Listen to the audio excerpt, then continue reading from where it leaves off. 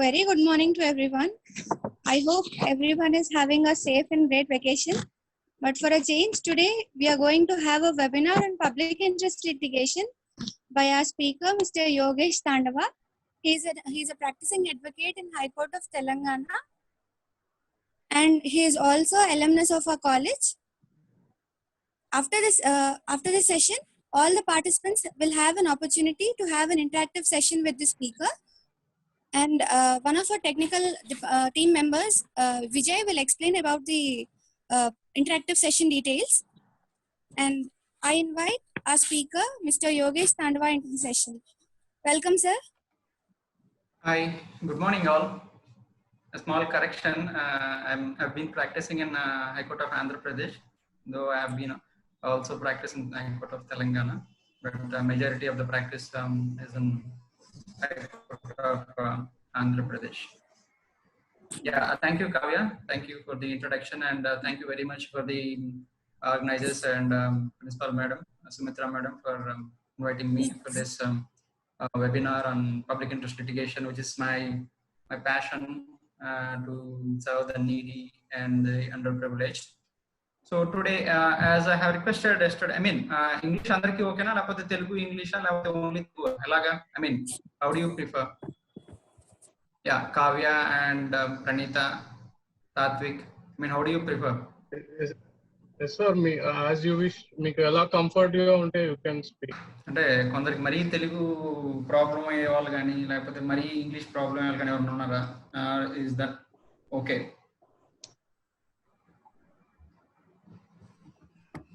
Okay, right. నేను మిమ్మల్ని అడిగినాను, what are your expectations from the webinar on public interest litigations? And మీరు నాకు around 10 issues ఇచ్చినారు, ఆ ఏరియాస్ మీద ఫోకస్ చేయమని. Then I have sorted out those 10 issues and I have added my own special focus areas. Okay, so the session would be like, first we start with the philosophy of public interest litigation. Where is the basis for the public interest litigation in our constitution, and how it should be seen and how it has been evolved over the period. And the second, what are the major issues that can be covered under the public interest litigation domain as per Honorable Supreme Court and various high courts, and what are the areas that are not permitted to file a public interest litigation, and then how to take up one public issue and work on that to make it a proper public interest litigation. And somebody has asked me like, what is the procedure in filing a party in person bill?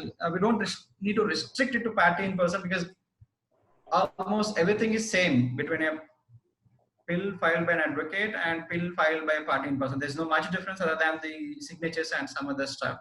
And what are the, how judiciary has evolved mechanism to curtail the mischief are the persons who are busybodies. So those are the areas that we are going to cover in the session today. And I'll start with the philosophy of public interest litigation. To start with,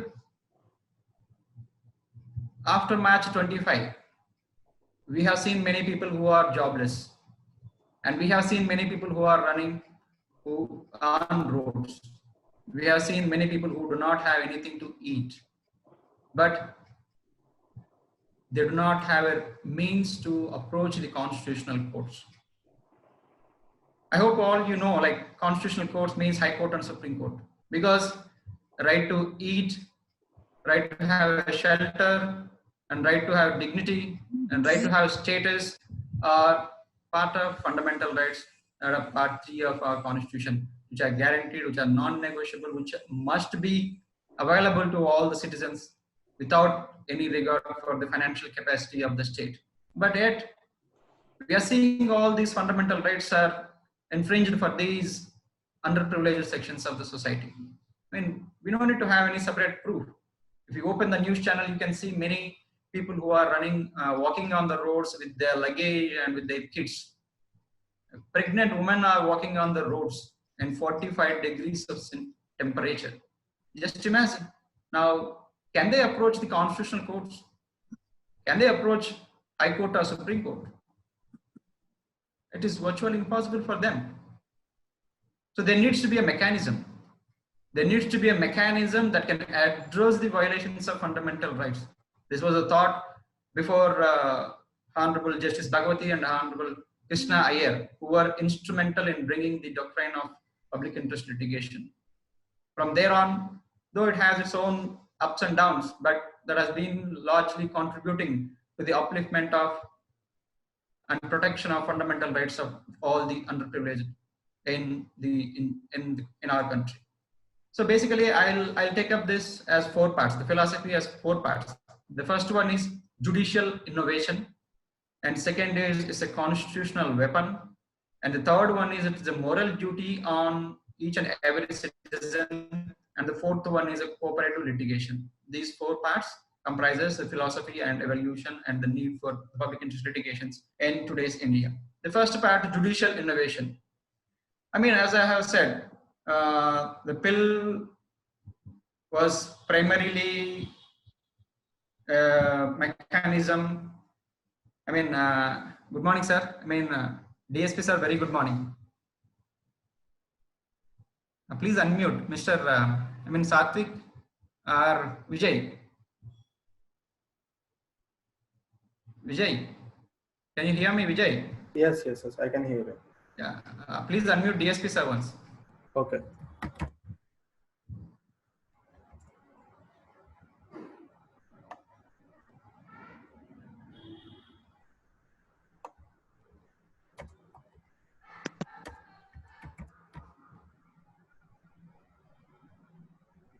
Hello. Yes. Sir, good morning, sir. Very good morning. Very good morning. I just joined to listen you to convey my best wishes to the team group. Student Sir, group. thank you. Thank you so much. Please Thank you continue. so much. Whatever. Yeah. Yes, sir. Thank you, sir. I am a guest to join. Sir. So, considering the first aspect, judicial innovation, as I have stated, some of the aspects that our underprivileged citizens are facing.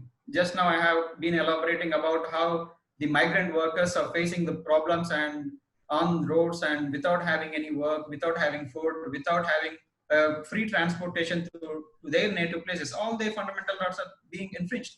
And just imagine in 2020, we have such a situation. And what about in 1975?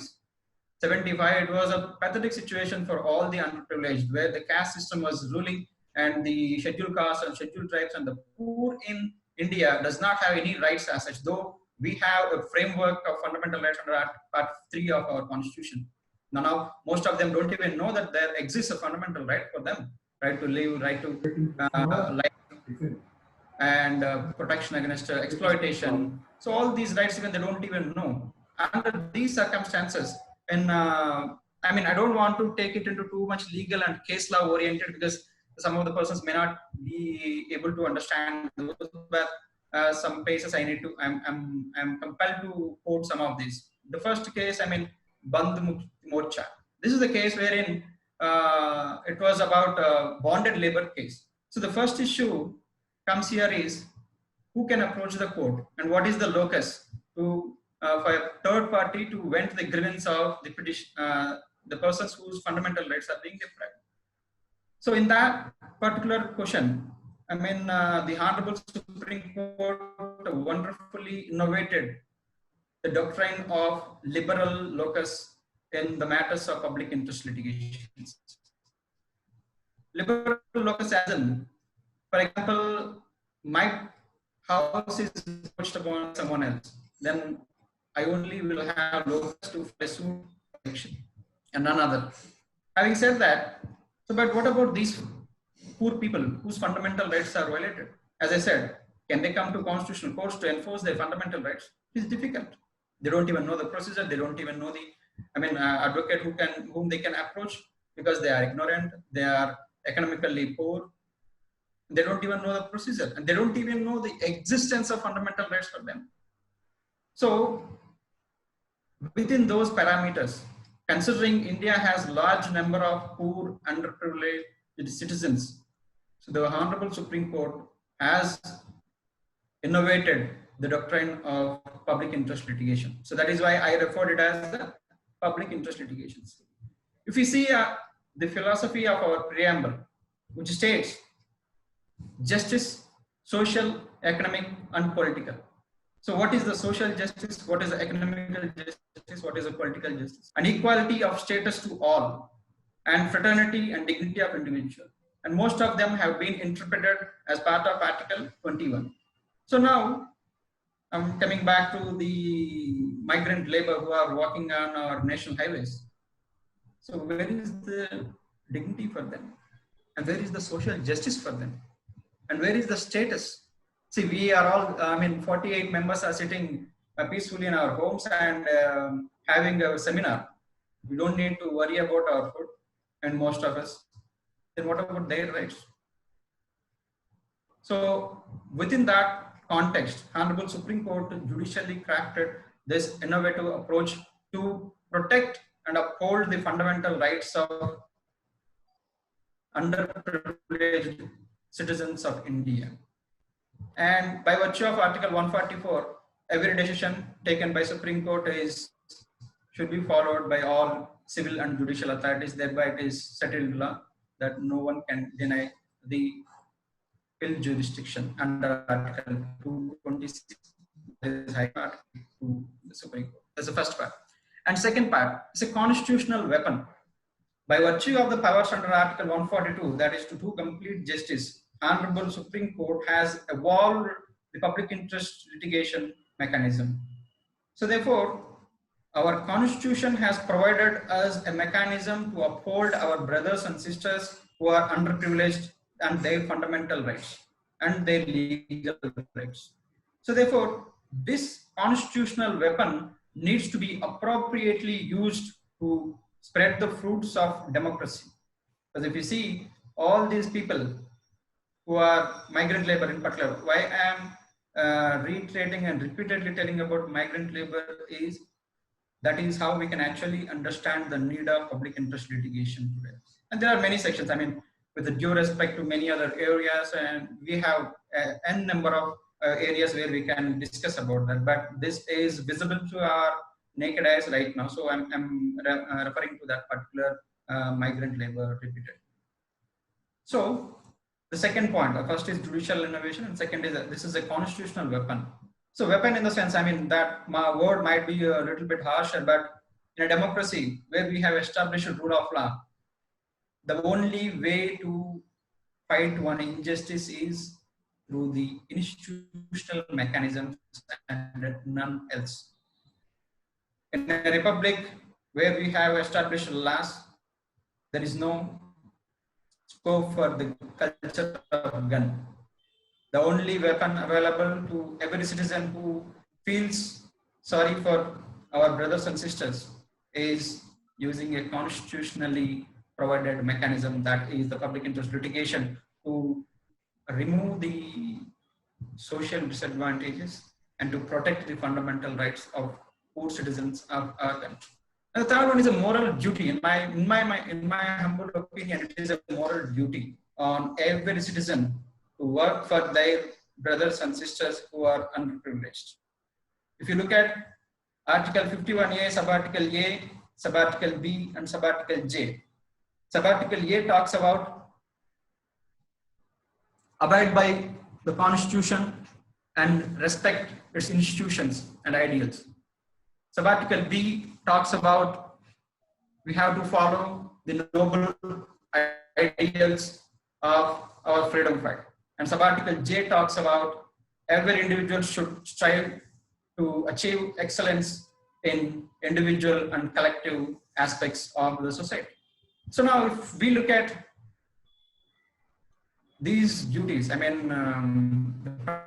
fundamental duties, part 4A, what it says, with single sentence, it says that we have to stand up to protect and uphold the constitution and laws of the land for all. Abide by simply does not mean, okay, you face the consequences of whatever constitution gives. That is a, crude interpretation of the particular provision. We have to interpret liberally, saying every citizen has a duty to protect the constitution and the rights guaranteed under the constitution.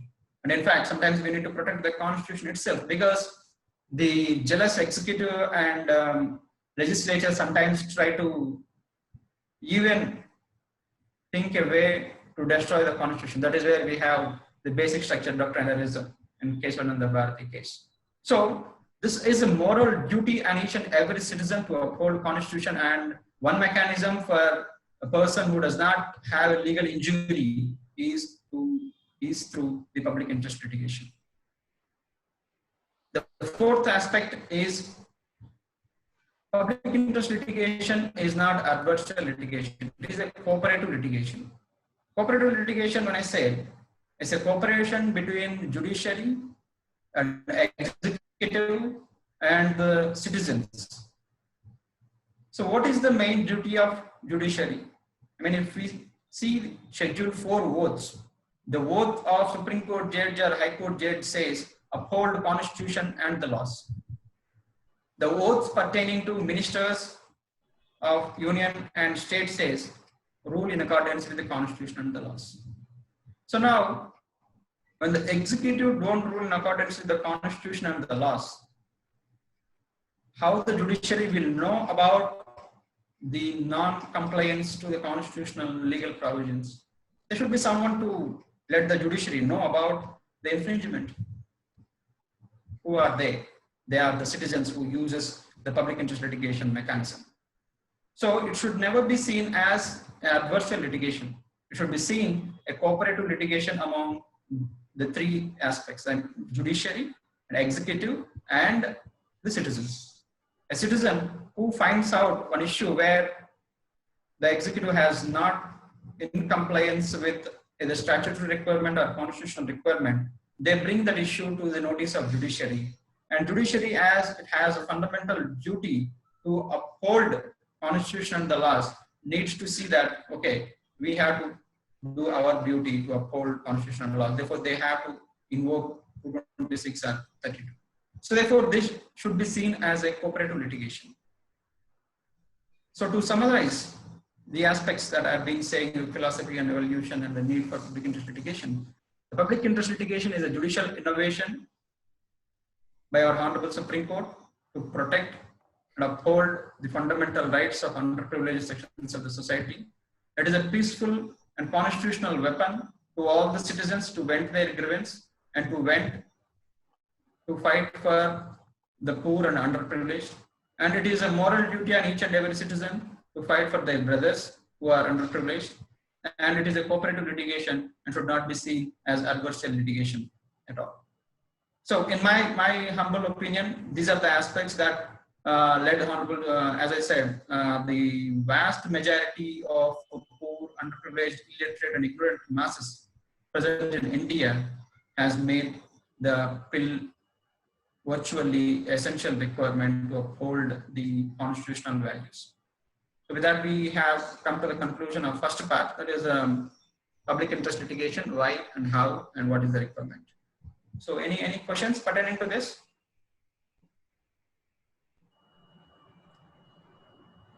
Hello. Participants, if you have any questions, you can press on No, the they can raise chat. hand Yeah, they can option. chat. There is an option there. You can raise the hand, then I'll unmute you.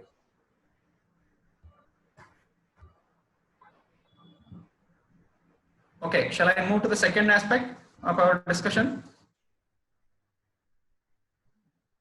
I mean, Satvik, if there is any question, you can note it down. Okay.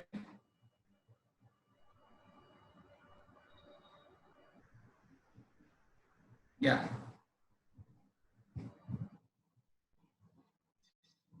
Hello. Is am I audible? One minute. Yeah.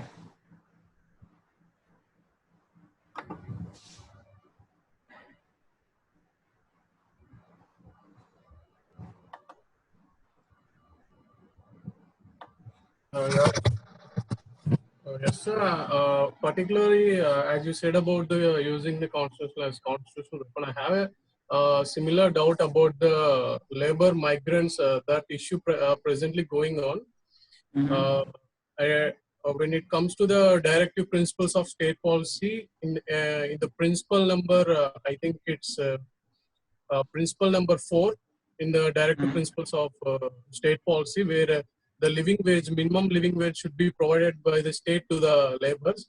And also, I think the government has some responsibility towards the migrant labor to provide a special transport system during these situations. Recently, the Supreme Court told that it's very hard or it's impossible to control to stop the immigrants' labor. So I think that's not a proper justice to hear for everyone. So what made the Supreme Court to tell like law is not responsible to provide the transportation system for the migrants' labor? No, I think what we need to understand here is there are multiple aspects. What we are saying is what is published in newspaper or TV channels. We don't know, and we have not gone through the order of the Honorable Supreme Court to look into that under what context it was said so. But however, as you said, the minimum wages is not just a directive principle, it is a part of Article 23. Every citizen who works should be provided with minimum wage, otherwise it is considered as an exploitation, and it is prohibited under Article 23(1)(a). So I mean, to comment on one thing, we being in legal fraternity, we need to go by the orders, not by media reports. So I mean, with due respect, because the Honorable Court stand very tall to the infringement of fundamental rights on many occasions. So I don't think they would have given this simple word as being reported in media. But with the due respect, I have not gone through that particular order, so it would not be prudent on our part to criticize something which we have not seen. And to answer the second one, yes, they have fundamental rights. They need to be upheld at any cost. And Corona times, I mean, as you know, like judiciary should have some restraint. It is not that it's not going to be done by judiciary. It has to be done by executive at the end of the day. And this is a dynamic situation where every state is grappling with the dynamically changing aspects. I mean, first, even nobody knows how it was spreading in the initial periods. And we don't even know like how many cases are there and where are them. So, I mean, to be frank, in the issues of such gravity, they should take medical advice and they should give some leeway to the executive. Okay, we will keep these specific questions in the last session. I mean, particularly to the philosophy and all other aspects. I will deal with the migrant labor and minimum wages issue, because particularly we have filed one minimum wage bill in jails.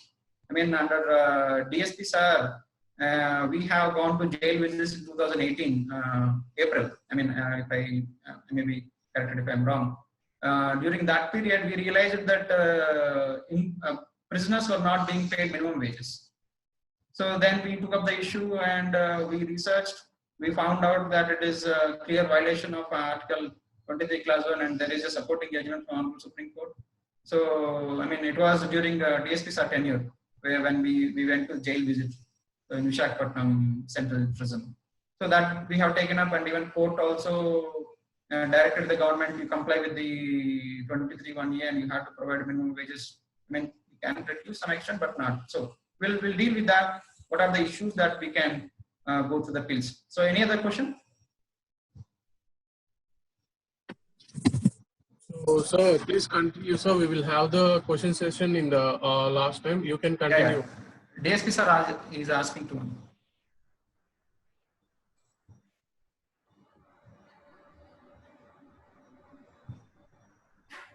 Yes. Okay. Are you hearing me? Yes, sir. Yes, sir.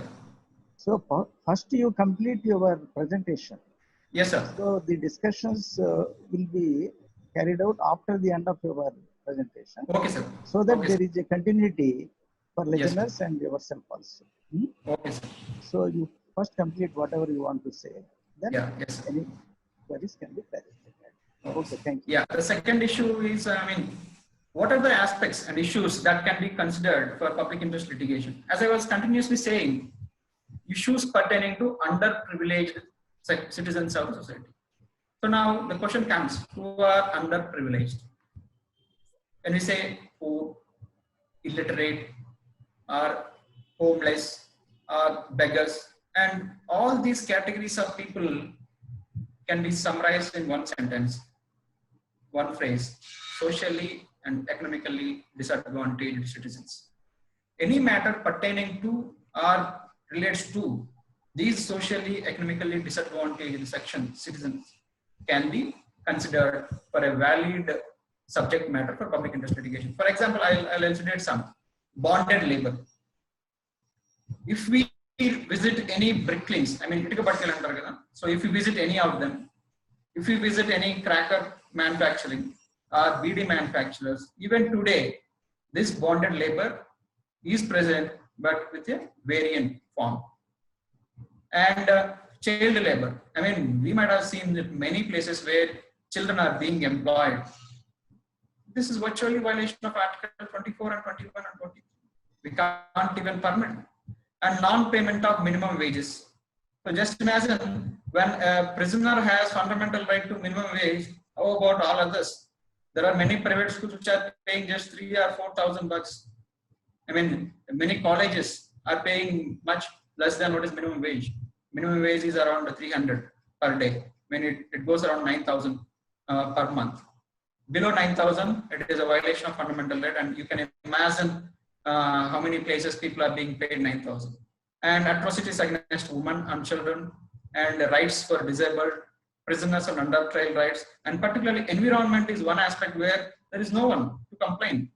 You can't invoke strict locus in environmental matters. Environment cannot be a citizen to come to the court. So if you Google about MC Mehta, I mean, he is a front runner for all the environmental public interest litigations. I mean, there are many cases. Sriram Foods and Fertilizers, River Ganga, and if you see, the environmental subject has been introduced in our curriculum based on one of his pills.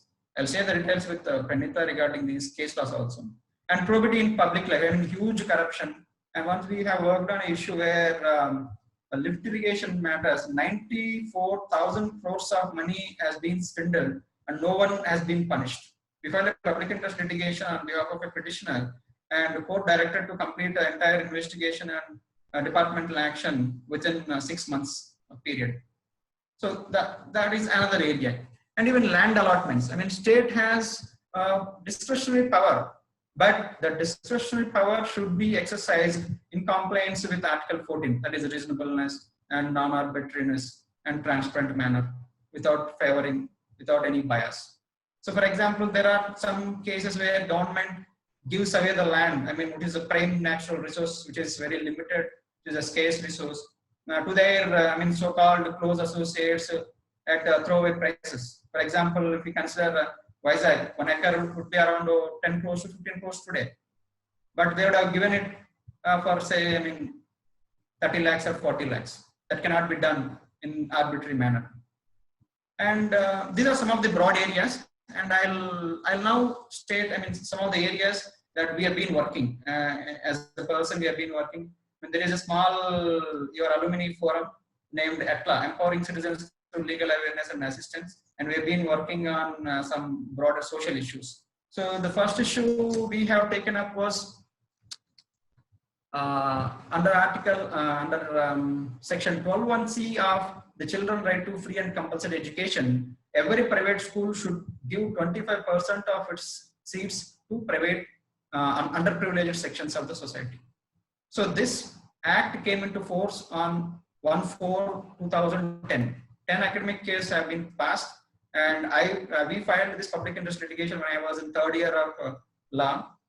And just imagine, every year 1 lakh of poor children's fundamental rights and legal rights are being infringed. And unfortunately, that is coming for final hearing, but final hearing is not yet completed till today. But once that is done, 1 lakh poor children in Telangana and 1 lakh poor children in Andhra Pradesh will get admissions into private schools at the cost of state. That is the magnitude of this particular public interest litigation. And second thing is, section 158 clause 6 of Motor Vehicle Act, wherein within 30 days after the accident, we have to send the accident data to the Motor Accident Claims Tribunal by the police itself. not by the advocate or someone else. So nowadays, the MAT cases, I mean MOP, Motor Accident Claims Tribunal original petition, are being undertaken by advocates as a huge commission. I mean 10%, 20%. Once that comes into force, that commission may get reduced, though it is totally barred by Advocates Act. And next, minimum wages in jails. So as I said, during April 2018, when we were in final year of law, we went to our Visakhapatnam Central Jail, and in our interactions, we realized that unskilled people unskilled prisoners were being paid 30 rupees, and semi-skilled 50 rupees, and skilled 70 rupees. So it is virtually, I mean, state is infringing the fundamental rights. Prisoners also have fundamental rights other than their liberty to freely move, and this is a settled law. They have all fundamental rights available. So I mean, their effort cannot be exploited in a way by paying 30 rupees. Just imagine, when the minimum wage is 300 rupees for unskilled labor, 30 rupees is virtually, I mean, we have filed both in AP and Telangana High Courts, and courts were, I mean, fully in favor of us, and they are directed to constitute a committee and decide the new wages to be paid to prisoners. In AP, they have issued GO also to constitute the committee, and because of the corona, the matter was not heard finally. And the most important one, and we feel very close to our heart, CCTVs in police stations and jails. This we have filed in Andhra Pradesh High Court, and the matter was heard at length and disposed of with the direction to the state to install CC cameras in police stations and jails. And Director General of Police also issued tender notification for installation of CC cameras pertaining to in police stations, and the Director General of Prisons also issued one tender notice, but they are doing in 2 rounds. Of course, we cannot achieve everything at one go. Even any single step is commendable, particularly the state inhibition concept. And the another important aspect is 2000 versus Union of India, Honorable Supreme Court has directed to constitute State Security Commission, which is a policy making body for entire state police, and institute a complaint mechanism against police, that is State Police Complaint Authority, District Police Complaint Authority. We have filed this in Andhra Pradesh High Court, and we have also filed a public interest litigation to create online web portal for RTI applications. And the most recent ones, which are having wider impact, we have filed Bill 141 to conduct panchayat elections, because panchayat election conduction before their tenure is mandated by the Constitution under 243 clause E. 243E, sorry, not clause. So this is the duty of State Election Commission to complete the elections before completion of the term of the earlier elected Gram Panchayats. But even after 15 months, they have not conducted the elections. We have filed, and there was a direction from the court to conduct the elections. And the latest one is a removal of State Election Commissioner by curtailing his tenure. This we have filed. I mean, even many people asked us like how this is a bill, how can this be maintained? When in Balco Employees Union versus Union of India case, when there is institutional independence, constitutional institutional independence is being threatened, appeal is maintainable. These are some of the areas that we've been working, and there are many other areas which we are researching, I mean, to further action. So, I mean, appeal is not something which we can get up from the bed and file a case in High Court. There is a lot of process that goes on. I'll explain what is the research and what is the work that needs to be done before, what is the strict procedure that needs to be followed. I mean, there are some cases where we can get up and file, I mean, particularly infringement of, I mean, right to life of any citizen like that. So now, having so much expanded its scope, public interest litigations have become, as I said, a constitutional peaceful weapon to protect and promote the fundamental rights of underprivileged sections. But at the same time, this particular sacred domain has been used, misused, abused by many persons. And courts time and again has reminded that the pill jurisdiction is a sacred jurisdiction for the purpose of upholding underprivileged fundamental rights and upholding constitutional sanctity, but never ever it should be used for any other purpose. If you look at some of the trends, the public interest litigation domain has been converted by some vested interest persons as a private interest litigation, or a political interest litigation, or a publicity interest litigation, or sometimes it is also used as the paisa interest litigation. I'll give some examples. And some vested interests of the people use the pill mechanism to blackmail or to extort money, or some public interest litigations are being filed through proxies. So this is what is happening. So for example, pill as such is a sacred one with a noble objective, but there are always people who use for their own beneficial. So I'll give a small example. So we have court visit as the curriculum, as a part of our curriculum in final year. But every one of us treats that court visit for our own purposes. The main objective is to have a visibility to the court functioning, advocates functioning, and how to interact with the part of the court. But I mean, I don't need to elaborate on how each and every student may or may not comply with the true objective of the court visit. Similarly, the pill jurisdiction has been used, misused, abused. I mean, it is. I mean, sometimes courts felt that whether we should continue with the pill jurisdiction or not. That was the magnitude of misuse. To give an example, one person approaches the court saying marriage age of men should be reduced to 18. It is now 21. There is no equality between men and women. Therefore, it is violation of Article 14. So I am invoking Article 32. So he approached the Honorable Supreme Court. Supreme Court gave him left and right and imposed a fine also. I mean, this is called something called publicity. They want quick publicity. So in these sort of cases, it is the duty of the media, print and electronic media, to restrain themselves from reporting such issues. But as such, the sacred jurisdiction of pill cannot be curtailed because it is the only available tool to vent your grievance. It is a pressure valve in a democracy. You can't curtail public interest litigation. Once you curtail, the pressure of irregularities and illegalities cannot be sustained by any democratic republic. It has to be present there. So, I mean, if we look at what are the other areas where courts, how courts have dealt with these persons who come to the court with oblique motives.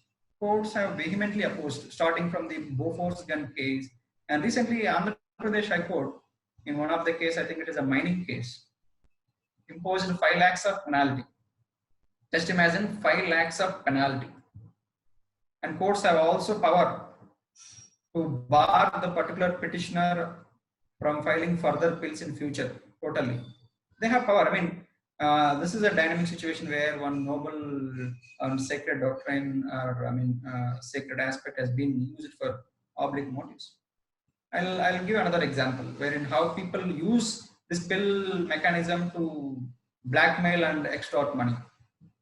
There's one case wherein a huge building was constructed. As per building rules, 16 meters of setback has to be left for that particular building, considering the height of the building. 16 meters, just imagine, 16 meters means it starts from our bank to our office in Law College, nearly, approximately. 16 meters of setbacks. But the builder has constructed starting from the compound wall. Thereby, he gave 0 setbacks. Setbacks have purpose in law, and that is non-negotiable in law. Only 10% relaxation can be given under building regulation scheme. So under any circumstances, that particular building has to be demolished. There is no way.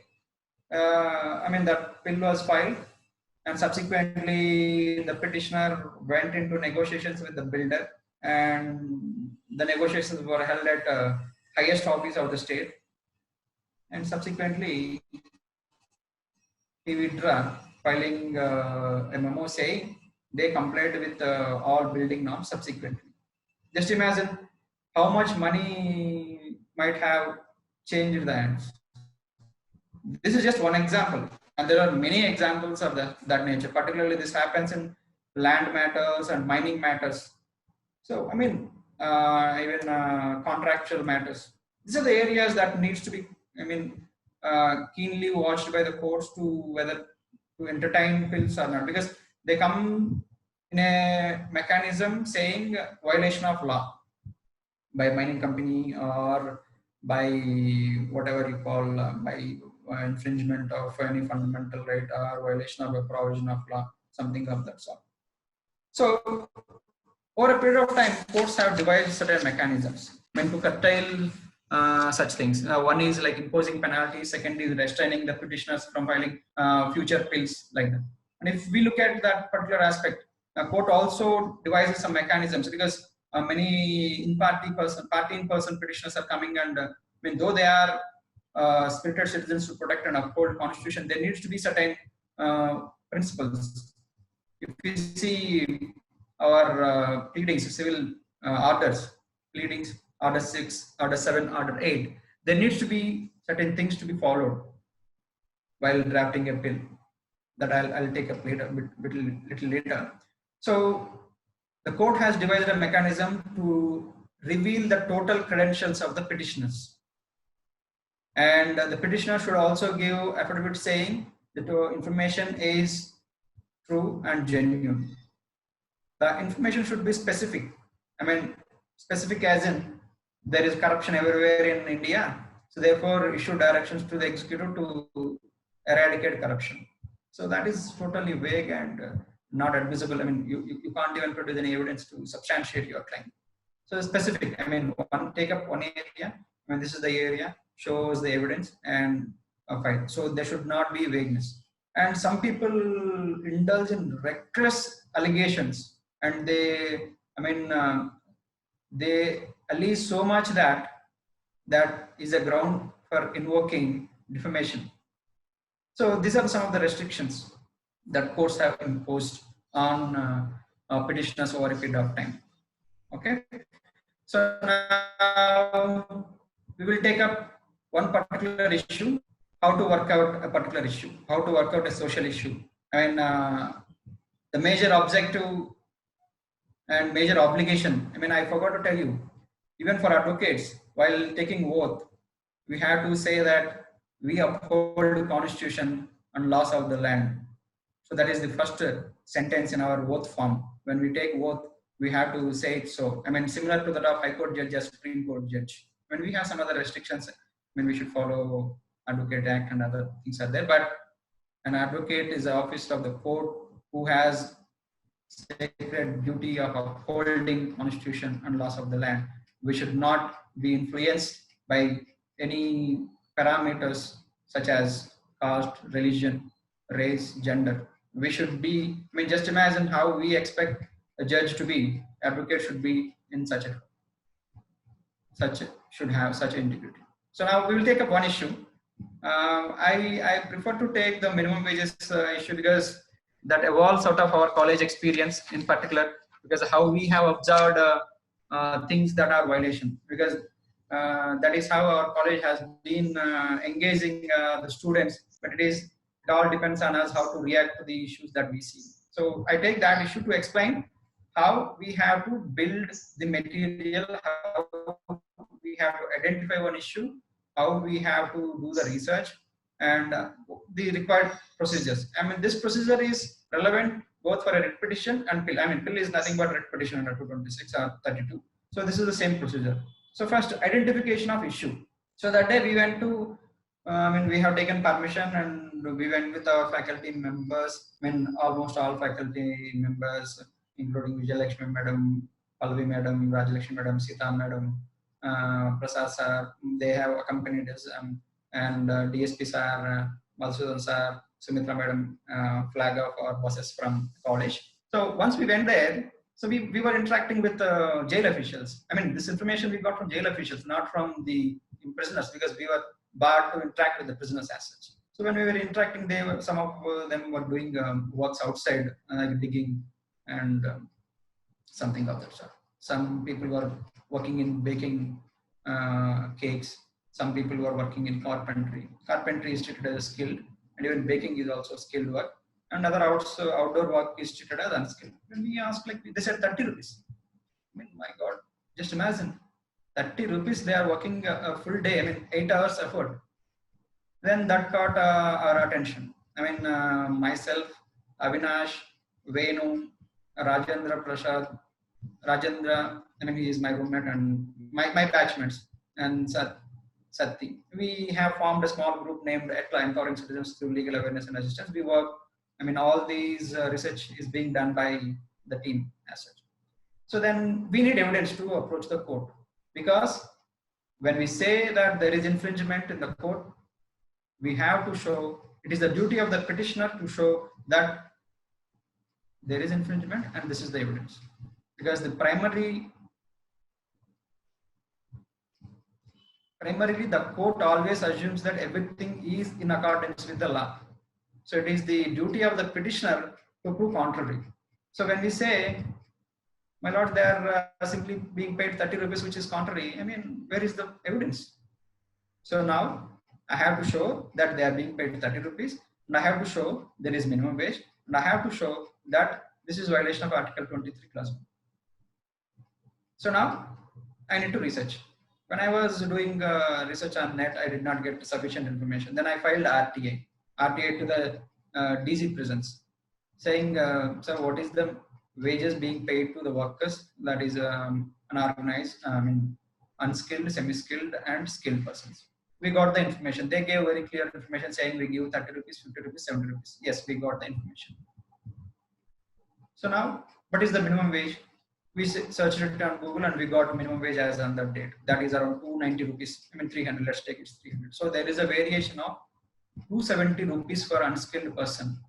After they come out of the jail, how can they run the family? The jail employment is to provide after release rehabilitation. The skills are provided to them to rehabilitate them properly so that they don't again involve in crime. So the savings will be helpful to their families. So I mean, that is totally, I mean, unacceptable. It's a violation of fundamental right. So we did research. Are there any case laws? Yes, we found a case law. I mean, State of Gujarat versus Gujarat High Court. Even Supreme Court upheld the contentions. What we were assuming that Supreme Court also upheld. So then, can we directly approach? Because we have so much of evidence which is apparent on the record. No, we cannot approach. The first remedy is with the executive. After doing entire stuff, first you have to give representation to the executive. Executive here in like Principal Secretary of Home Department and DG Prisons. We have given representation. And then we have to wait for some time. I mean, this is the issue wherein it is prevailing since long, so we cannot assume that they will take any action in a week or two. So we waited for almost 2 months of time.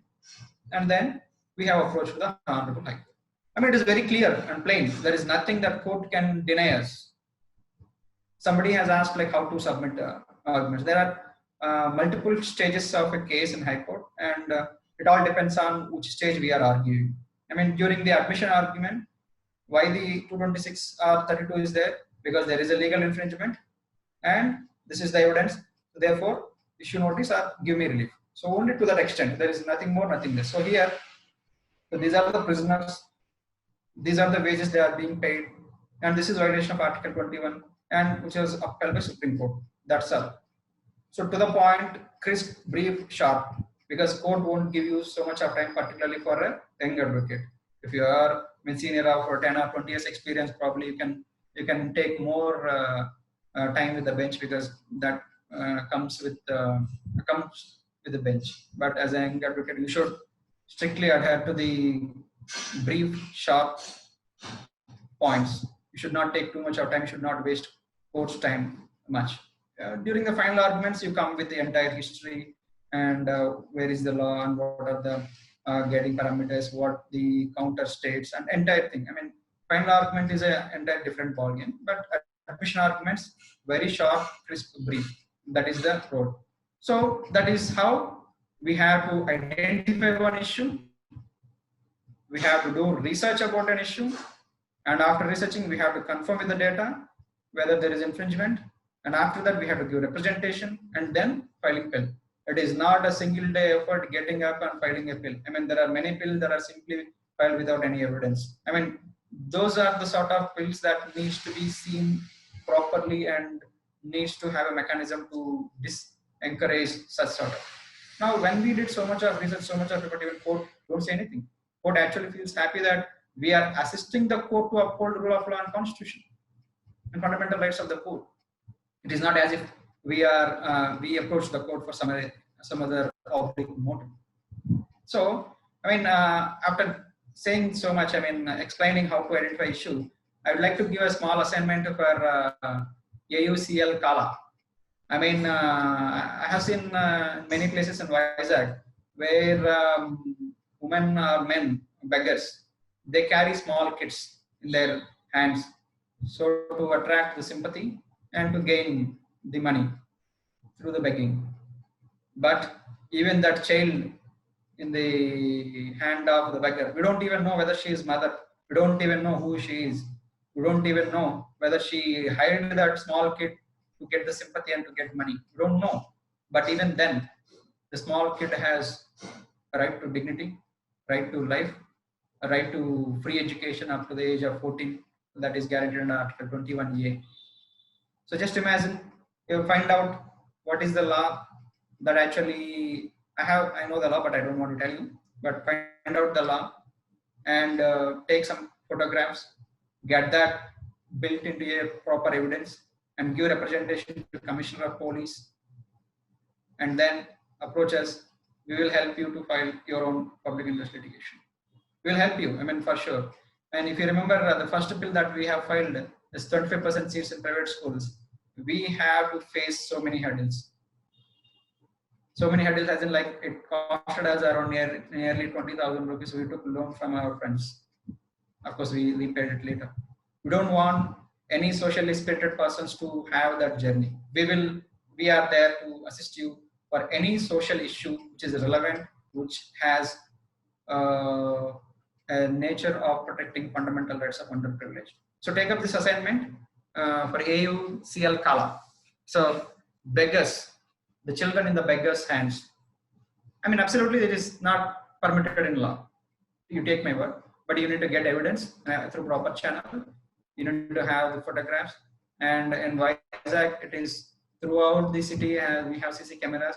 Police cannot deny the existence of that particular thing. Okay. So now the next question that is posed by some of you, the area that I need to cover is, what is the workflow filing a pill or party in person? So, I mean, we have covered what are the subject matters that can be entertained in a pill, and how to get the data and procedure also. Finances, you don't need to worry about the finances, but if you want to file to some advocates, the cost will always be high. But as a student, you try to focus on issues. But anyways, we are there for you always for any social issue. And documentation, I'll share one complete document of a pill to Pranita. Probably she'll share with you. I mean, that is the whole documentation what we have to do. I mean, the documentation is a bit tedious for particularly pills because there are 5 additional affidavits. Because as I said, there are many mischief, troublemakers. To contain them, they brought in these 5 affidavits. I mean, it is more tedious than a writ petition, usual writ petition. However, courts also accept letter petitions also. But when somebody wants to file through proper channel, this is a hurdle. But this is a necessary evil because there are many people who are misusing the domain of public interest litigations. So we need such protections, maybe with the liberal things. Okay. So now, yeah, the next aspect is, I think one question came from the structure and info about High Court and other sources that you can help and get. Okay, that I'll answer. And yeah, in this aspect, what is the workflow in filing pill part in person? We have discussed about how to get the data. And the problem with the High Court or any courts is there is a lot of procedure. I mean, paperwork. First, you have to file. the filing section will be there, and we have to file. When you are not based in the place where High Court is, it is difficult to follow with the filing session, because even there is a mistake, they will return the file. So because the court has to follow its own procedure, so they will do that particular their job. And subsequently, after posting, your matter comes for hearing, and as I said, you submit your submissions, and it goes for notice and counter of the government. Once the counter of the government comes in, you have to file your reply and then final arguments. And nobody knows when the final argument takes place in High Court. Not just in High Court, because there is huge case burden, huge workload and lower number of judges. There are many issues surrounding this particular final hearings, and pills are repetitions. That is one issue where the courts are seriously trying. They're putting best efforts to resolve the issue as soon as possible and reducing number of adjournments like that. But still, it is the advocates who has to assist the court in completing the hearings. But most of the time, like advocate themselves are taking adjournments. Sorry to say, that is the fact in all the courts. You can't imagine. There is one petition which is filed in 2018. Counter is not yet filed by the government, and we've been putting serious efforts to bring the matter to the bench, but that is not coming up. So just imagine now, if you stay in Vizag or some other place and file a case here in High Court, and how challenging it would be. Now that is one of the reasons why the first pill, RTE pill, could not be completed. I'm not saying that is the sole reason, but because I was not based in Hyderabad and I filed in Hyderabad, and I was in Vizag. So there is a huge gap, in commuting between Hyderabad and Vizag, and I have to follow up with various departments as a party person. So those are some of the challenges. But at the end of the day, the justice will be done, but it is getting delayed. Every year, 1 lakh. Just imagine, 1 lakh of poor children will get into private schools at the cost of government. So, but yeah, we are still waiting. Hopefully, the final arguments will be completed before this summer break goes on. And one of the questions comes in is, nowadays many advocates to become popular are using pill just for the sake of public attention. Those which come in news ultimately are declared unreasonable. This is also eating the time of court. In such cases, how it can be addressed to, so this we have shortly addressed. As I said, the AP, Supreme Court and the High Courts are dealing with such matters very seriously, and they are imposing heavy penalties, and they are barring the petitioners filing further public interest litigations. And recently, day before yesterday, Madras High Court has imposed 20,000 cost on one person who filed a bill seeking home delivery of alcohol. And just imagine the people, what sort of bills are being filed. Just imagine that somebody asks for, everything under the sun is being pushed through the court. So which has to be curtailed. And even media should not give attention. It is not just when petitioners on the court, even media should not give attention to such frivolous issues, with the due respect. And the next one, structure and info about HC.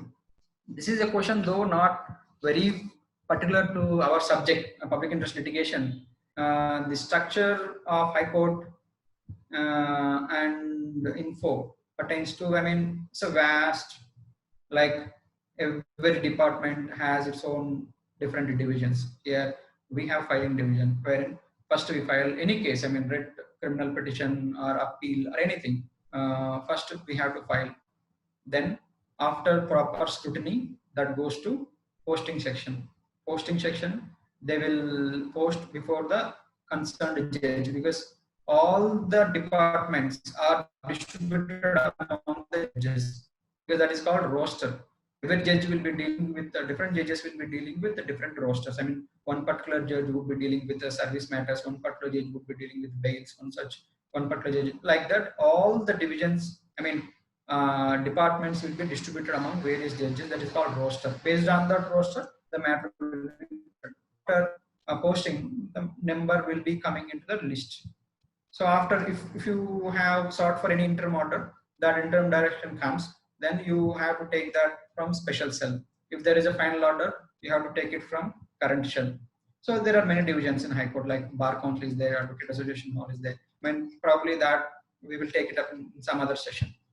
And somebody have asked me about difference between scope of Article 32 and 226 with regard to the public interest litigation. 32 is itself is a fundamental right, can be entertained under which article Supreme Court entertains all writ petitions and public interest litigations. But in its scope, it can restrict only to the infringement of fundamental rights, not any legal right. Legal right as in, as I said, that motor vehicle MAT petition, section 158, class 6. The issue is prevalent throughout the country. But Supreme Court will not entertain you for that legal infringement, legal right infringement. Because for legal right infringement, you have to approach only High Court under 226. Because High Court jurisdiction is very vast. It can entertain infringement for infringement of fundamental rights. At the same time, legal rights also. Whereas Supreme Court will entertain only for fundamental rights under 32. So that is the difference between Article 32 and Article 226 pertaining to the bills. Any matter, I mean, as I said, in order to invoke jurisdiction of Honorable Supreme Court under 32, you have to show that there is infringement of your fundamental right. If there is a legal right, obviously you have to approach the Honorable High Court, concerned High Court. But again, Supreme Court has Article 142, that is to do complete justice. When there is a lacuna, when there is a vacuum of any law, when in the absence of any law, Supreme Court can also frame certain guidelines. For example, we have Vishaka guidelines. Those guidelines were framed by the Honorable Supreme Court.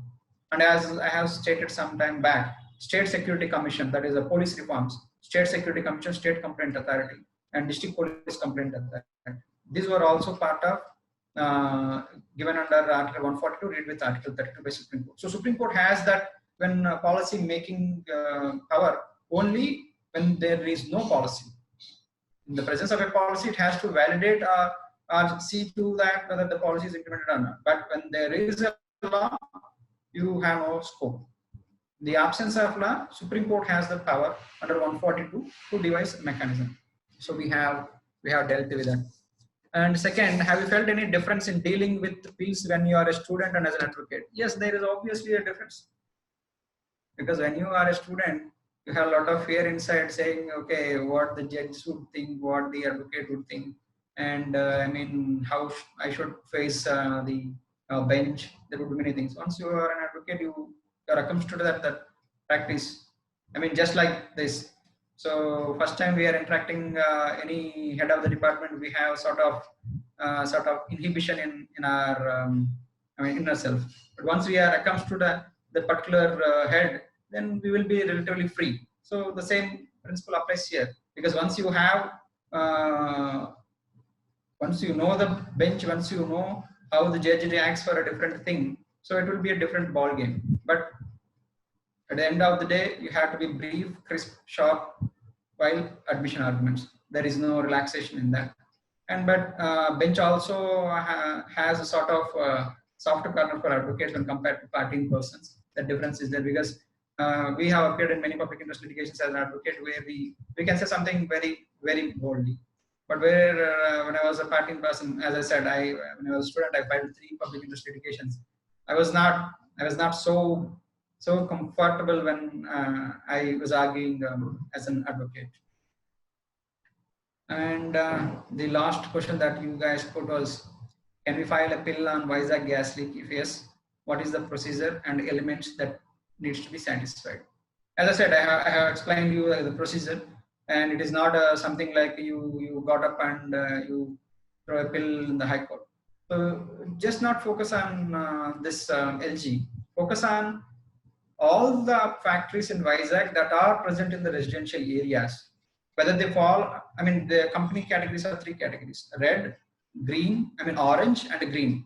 So see, what are the red and orange factories that are present within the, habitations.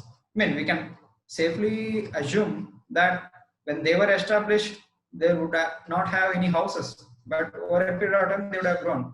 But the danger is there. Article 21 is, under serious threat. So you find out what are other industries in Vizag or in and around Vizag which are surrounded by habitations, thickly populated habitations, and then you find out how and when the expansion permission or to what period they have licenses to run and those sort of things.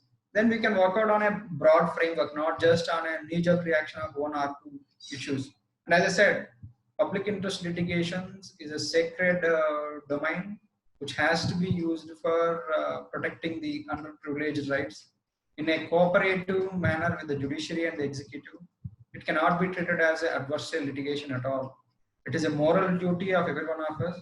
It is a constitutional weapon provided us to the citizens to vent their grievances. When we are working in a pill, only motivation should be upholding the constitution and upholding the laws and none else. If anyone has any motivation of getting huge income by filing pills, I think they should be stopped from invoking the jurisdiction of pills through 226 as 32. This is a sacred duty of all the citizens and more so of an advocate, because we know how the law is being infringed and how the executive can twist and turn, and what are the areas usually government don't implement. I mean, omission or commission is always a non-implementation. It is not just the commission of an act, it is a omission also, because most of the cases where government omit things because underprivileged are the orphans and their rights are orphans. The laws that are pertaining to the rich and powerful will be enforced from the next day. The laws that are pertaining to the poor and underprivileged, when it takes years and years and many pills and many movements to get them into enforcement. So with that, with the conclusion remarks, pill is a judicial innovation that has to be used to uphold the fundamental rights of our underprivileged brothers and sisters. It is a moral duty on all citizens and more so on advocates. And don't take up pills for the sake of money or income. Even as an advocate, take them as something contributing to the society and contributing to the courts in upholding constitutional laws and helping the governments to know where some of the areas are yet to be improved, and don't take it as an adversarial litigation. Yep, that's all. That's all from my side. Any questions?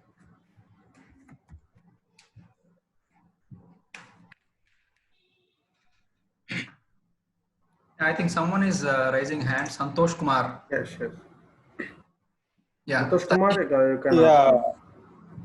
Hi Yogesh. I just want to know about the letter petition. Yeah, a wonderful thing that I missed actually. So letter petitions, as I said, when there is a blatant violation of fundamental rights, High Court and Honorable Supreme Court takes up the matter even through a letter. And if you remember the Vizag case, LG Polymers case, the letter was written by Legal Service Authority of Visakhapatnam district on the early hours with evidence. I mean, they have put the TV, evidence of all available things that so many deaths have occurred, given by government statement, and the pictures of people falling in canals and all those things. And they have illustrated neatly like what is steroid and all those things. In the short time, I think they have done a wonderful job. I was there on that day. Because I was there for this State Election Commission remote case. So fortunately, I heard the judgment, hearing also. So the letter petitions, for example, let's say one thing. You have visited one Itukabatti. Itukabatti another is coming, Bricklin another things. Itukabatti kellu. Meer interact on all thoti. Interact ayin tarvata konni pictures తీసుకోండి. Pictures తీసుకొని if you think they are not being paid regular wages. Okay, so report that to nearest district collector. Wait for 1 week. If you don't reply, just write a letter with all evidences. And you have to be very, very meticulous while writing a letter to High Court, because as I said, any tool, any mechanism should be properly used and not misused. cannot simply throw out a letter to district collector or high court saying, okay, this is the violation of so. You have to write clearly. You have to be a neutral person. Like, okay, I went there, I have inquired about this, they are not being paid. Therefore, thereafter, I have complained to collector. No action is being taken. Therefore, I am approaching your this honorable court for upholding fundamental rights of these victims. You can simply write a letter. I mean, if you remember when our is Vinod there? So Vinod has written one letter to Honorable High Court regarding feeding of babies and bus stands. RTC that was taken as RTC bus stand. That was taken as a pill. You should have a conscious, open mind to see the constitutional compassion, and then you can write. I mean, absolutely. And thank you, Santosh, for bringing up that letter petition. Yeah, you can write letters also, but yeah, follow the procedure and take the evidence clearly, because that is more important. Because if you write simply a letter, I mean, they will simply throw it out. Then we should not get disappointed. So, I mean, when we are working on any particular issue, we should have perseverance. I mean, as I stated, so far we have worked on 12 issues, and each issue takes nearly 6 to 9 months. It is not just getting up and filing it. We have to have that much of compassion and that much of perseverance, continuous efforts on the issue to work out, because you have to research, then you have to find out the issue, and then you have to do representation, then you have to wait, and then so there are many things. This is like another freedom fight for our own brothers.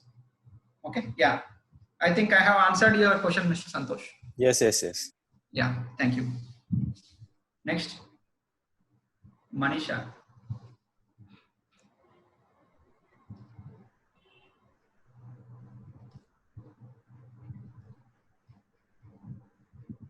Yeah, Manisha, go ahead. Manisha, go ahead. Manisha, you are not audible. Manisha, you are not audible. Please check your mic once.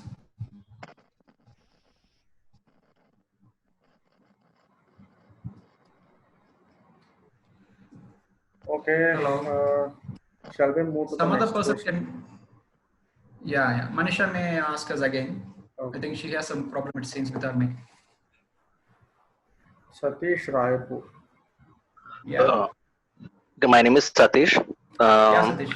Sir, you said that you have filed a bill against the removal of election commissioner, state election commissioner, right? Right.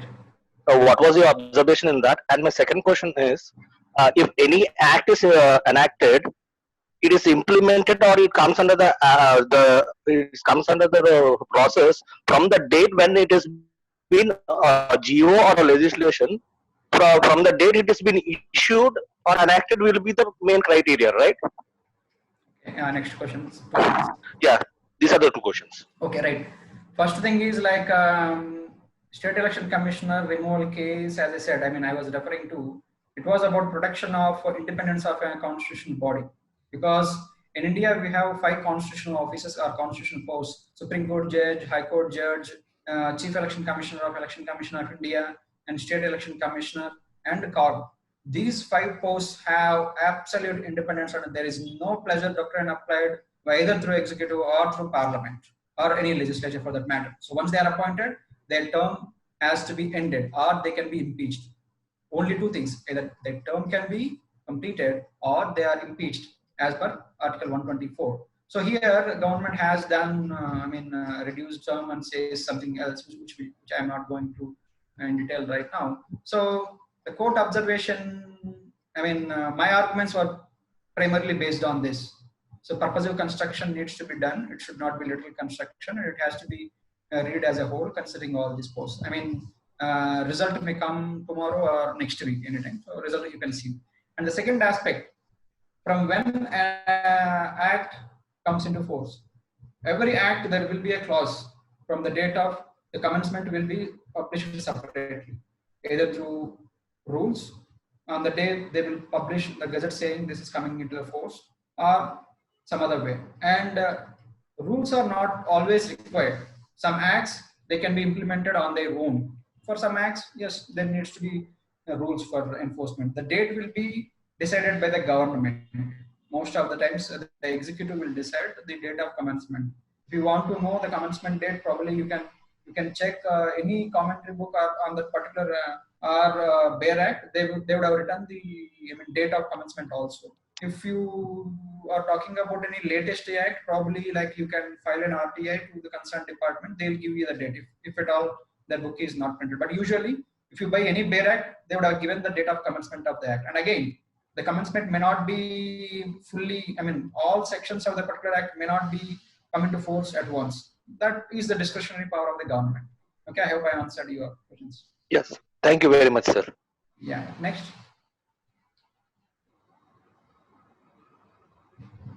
Anyone?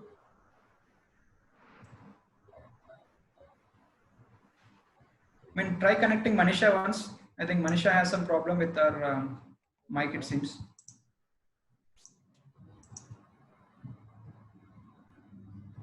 Hello? Yeah, Manisha. Am I audible? Your voice is audible. Yes, you're audible. Yeah, okay. Yeah. So my question is, nowadays, many advocates have become popular by using pill just for the sake of public attention. Right. Those in later time, they be ultimately become unreasonable. And this is also eating the court's time. True. In such cases, how can it be addressed to attain public justice? Yeah, as I said, any act or any provision, for that matter, anything which comes into force will be used by different people in different ways. We cannot restrict the usage of people because they say we have 19(1)(a) and we have Liberty 21. But as you said rightly, there are many individuals, including advocates, who are filing petitions just for the sake of grabbing public attention. And that too, they come in news channel or TV debates in the evening on that particular subject. Every subject is subject, can be filed by appeals in Supreme Court because Supreme Court gives you wider, wider publicity. So, but as I have been explaining, where court finds that there is no prima facie case, where the petitioner is habitual, such man-goer and busybody, courts are dealing with them very strictly.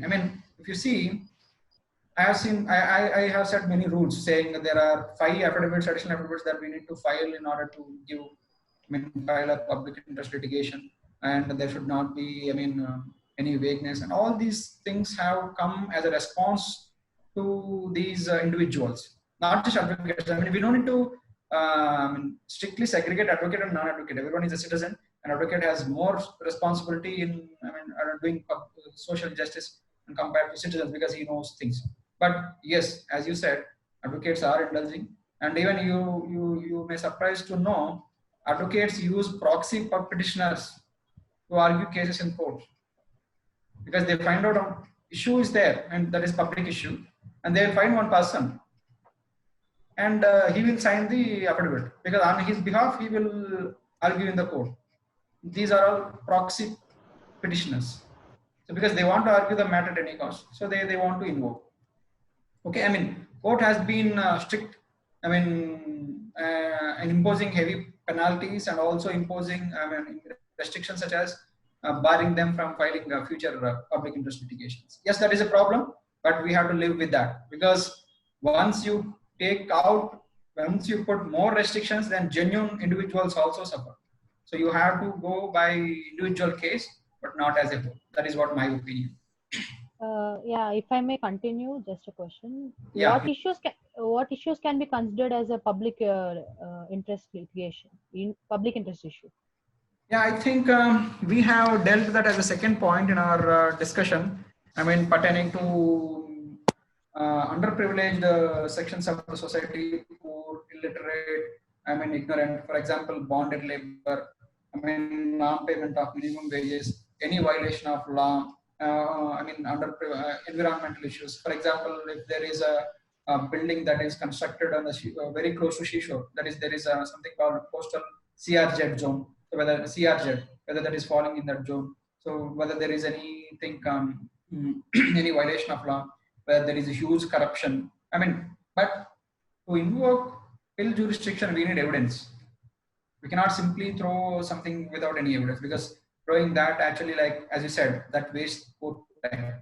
If there is something concrete with us, and then definitely courts will encourage. It is not that we are an advocate and we should not file, it is not that we should not. I mean, there are judgments of Honorable Supreme Court starting from SP Gupta and Bangta Morcha, and there are many judgments where that permits liberal locus to fight any illegality. I mean, if you remember 2G, whole block, and 3G allocation, I mean, these are some of the big issues that rattled the entire country. Even most of them were held to be in some sort of public interest litigations, and there is a criticism also that court should not step into the exclusive policy domain. Yeah, it is always there. So to answer that very specific, it should be there, but the restrictions should continue.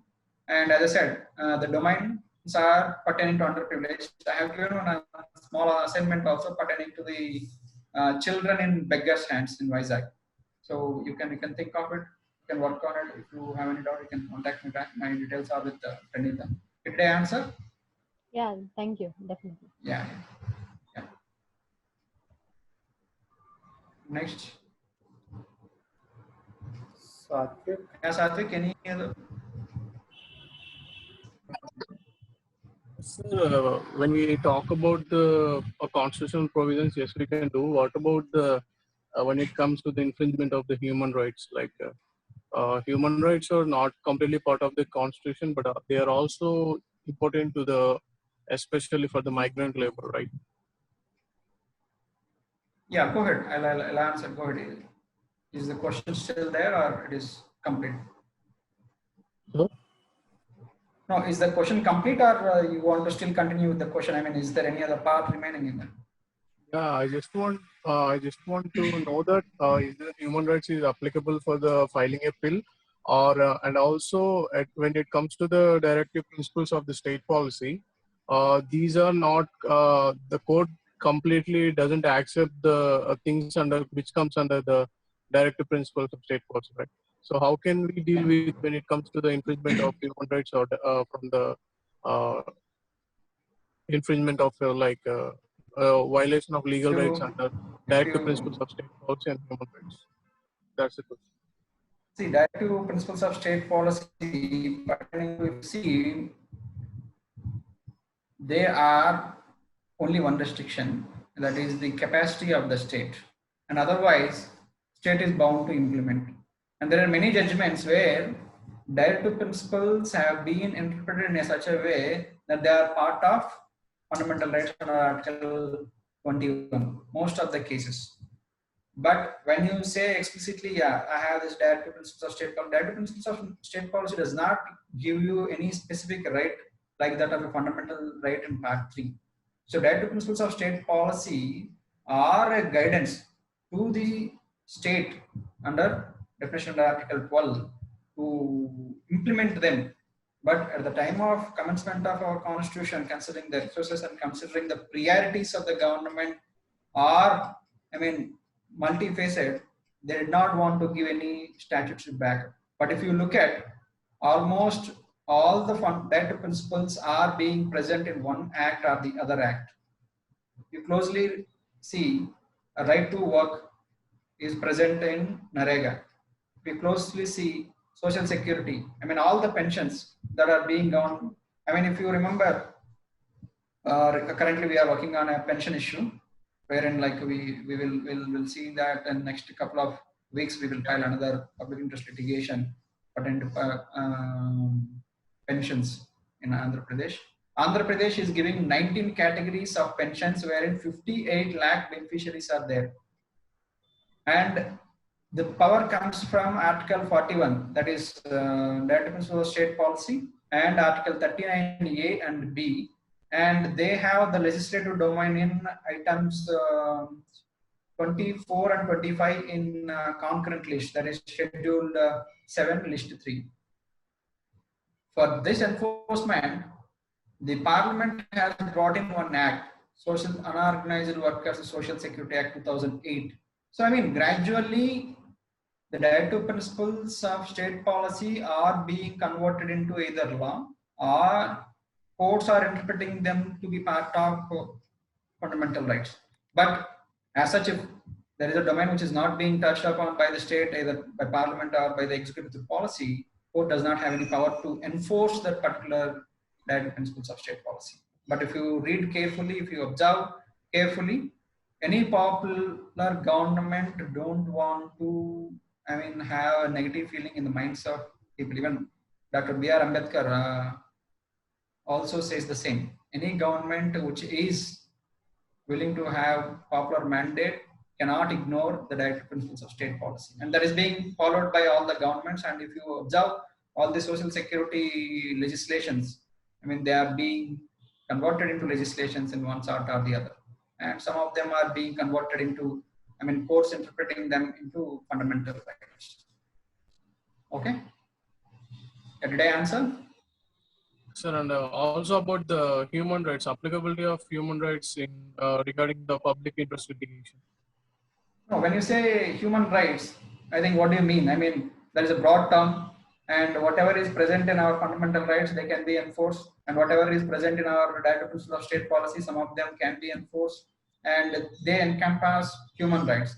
And human rights that are of European or some other advanced countries, we have not reached a place where we can force the government to have that level of human rights that are our country. We can certainly work towards that objective, but whatever is present in UNDHR, is not a state where we are, in my opinion, subject to correction.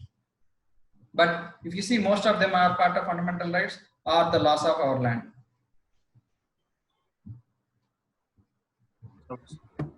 Yep. Next question, Amar Babu.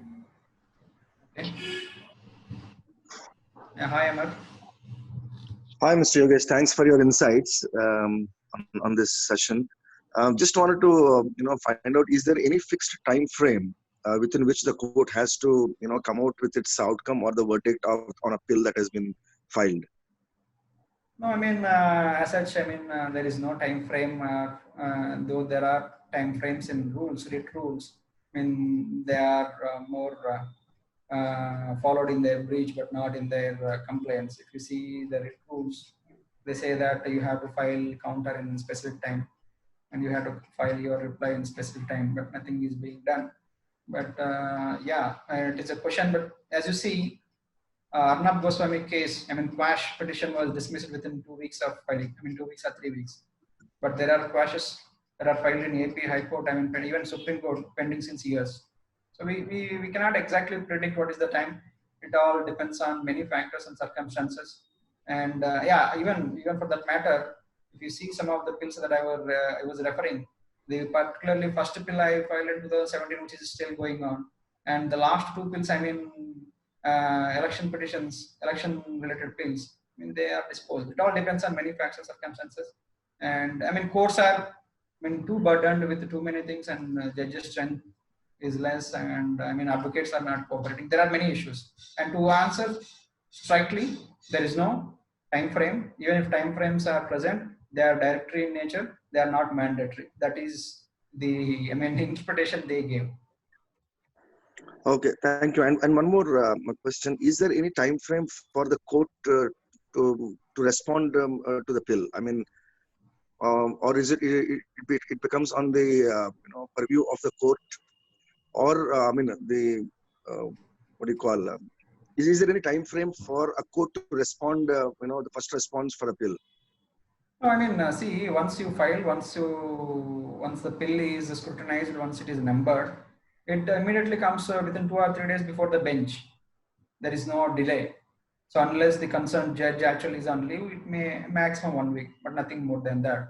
After that, so once we primarily satisfy the concerned bench regarding the maintainability of our bill, they issue notice.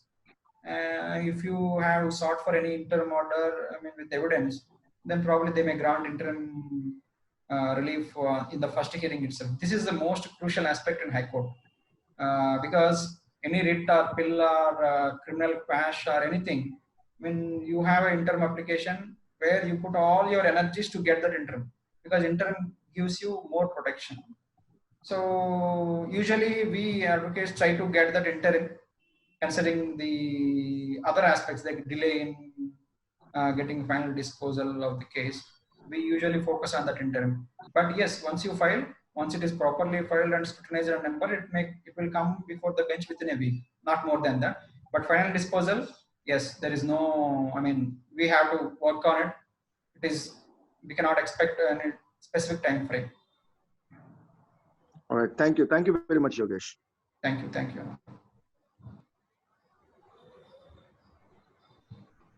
Is there anyone?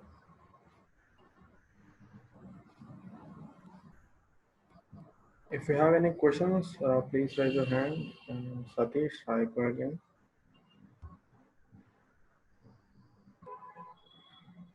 Satish Garu, carry on. Mr. Yogesh, a small doubt. Please. I know that the high courts or the Supreme Courts have many cases, maybe in lakhs, but each case or any case, if we are going to file it, or is it a pill or anything, it takes a lot of time.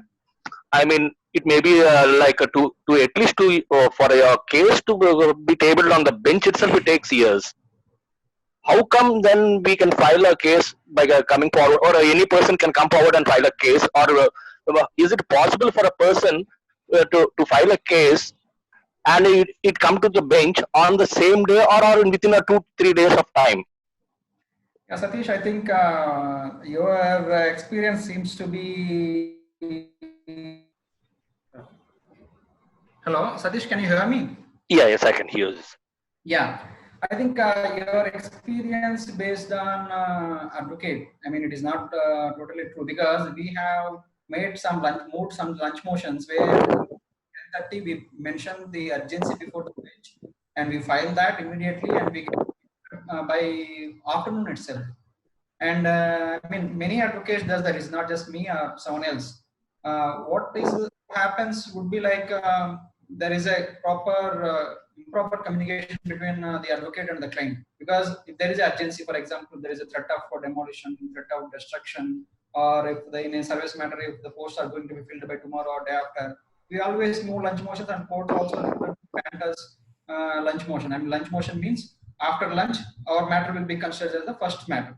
And even if we, in the normal courts also, if we file a petition, I mean, any writ petition or bail or quash or any particular matter in high court, usually it comes in 1 or 2 days, and not more than that. And except in some cases where, like in Corona, I mean, if you would have a case prior to Corona, that is 24, I mean, we can't predict that will be issued now, because that is the challenge we all have. But I mean, each and every case that we filed, they came within 2 or 3 days, and we have taken almost 7 to 8 lunch motions also. And your experience seems to be different.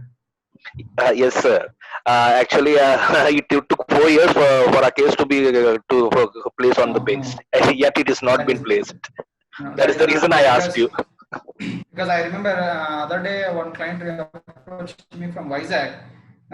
He says like his case is not listed since last 1 week. I said, I mean, that is not possible. Humanly, that is not possible. I don't know what has happened. No, it is possible, sir. Our case has not been listed till 4 years.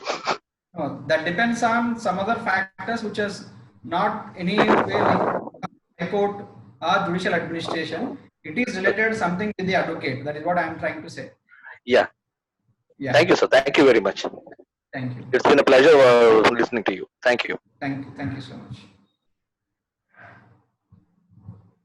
Okay. Any participants? Anybody? Any questions? You just raise your hand. The options below.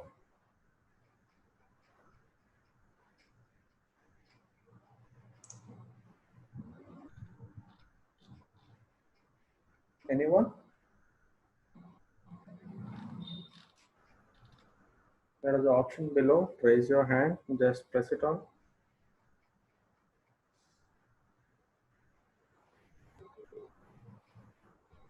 Yeah, Satvik, if we do not have anyone else, I mean, probably we can consider winding it up. Yeah. Now, Kavya, can you take off? Thank you, Yogesh sir. I request Professor Surya Prakash Rao to speak a few words.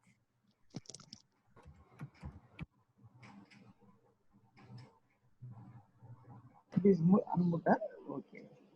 So first of all, I want to congratulate Kala Group for organizing this type of good academic initiative, and that too during this particular Corona period. So this is a good initiative, a general topic, and our Yogesh, our student, is also very dynamic and appropriate. A fresh graduate who enters into the practice, who enrolls as an advocate, all the people may not be in such a vibrant exposition as a junior advocate. I congratulate Yogesh for his succinct, effective presentation, which is understandable to each and every one of the participants. And actually, as a teacher, I have to understand the strength and weakness of each and every student. Of course, after having 3 years or 5 years continuously watching a human being, definitely we can, within the limited understanding or relationship, we can appreciate. So generally, a teacher can get the fame, or that who can identify as he is our student, he is our 94 batch student or 2000 batch student, like that. So nowadays, the High Court or the Supreme Court are being dominated by the young advocates, particularly 50 to 60 years advocates. Today I will share my joy. One of my students in Elur, Harnad, elevated from Kurnool. Actually, yesterday he gave me a call that he was appointed as Assistant Solicitor General representing the central government in our Andhra Pradesh High Court. So like that, I have my own strength of students when I was a teacher in Elur Law College. So this is a good initiative that the like-minded people who are having an interest in academics and other cultural activities created a group, and Madam Sumitra Gar also encouraged that particular group, and you are doing a good initiative, and I gave some suggestions also for the madam to organize this type of programs in a systematic way. So this is a general lecture which is useful for the students in a general way and who are entering into the practice also. So as far as examination point of view also, whether madam can take initiative or you have to take an initiative, that you can organize some lectures of our class teachers, as well as some of the experts who showed some interest in participating in sharing their views with the young students like this group. I congratulate once again the organizers as well as the speaker. Thank you very much for giving me this opportunity to share my views. Thank you. Thank you, sir. Thank you, sir. We will follow your suggestions. I request Professor Sumitra to speak a few words.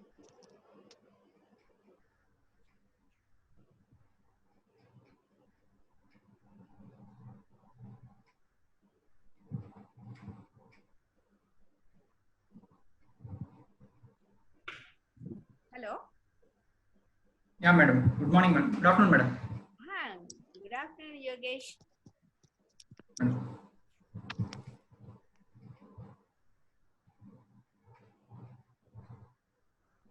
Madam, we are not able to hear you, or we are not able to see you.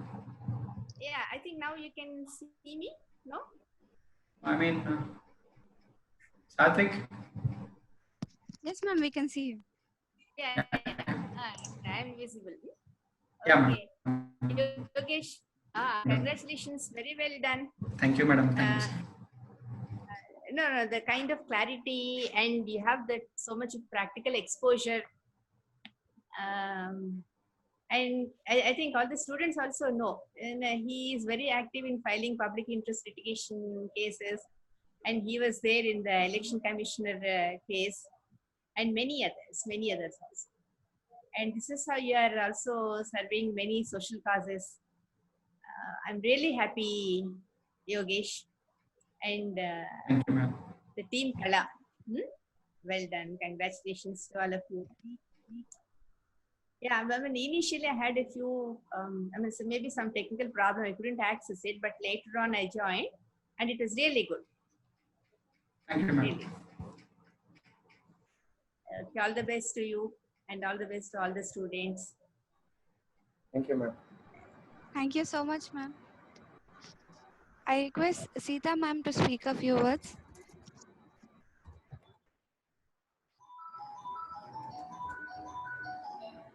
Sita ma'am, I think Sita ma'am has left.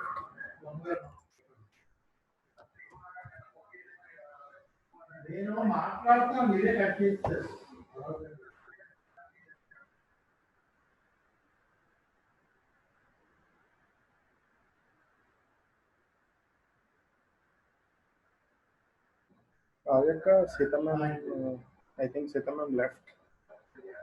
So you can carry on. Okay.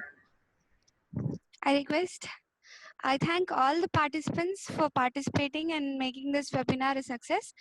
And I am grateful on behalf of the team Kala to all the professors who have stood in support of all the students. And I especially thank our speaker, Mr. Yogesh Tandava, for sparing his valuable time for this session. Thank you very much, sir. Thank you. Thank you so much for inviting me. You have enlightened us with the magnitude of public interest litigation, sir, and we all had a very informative session.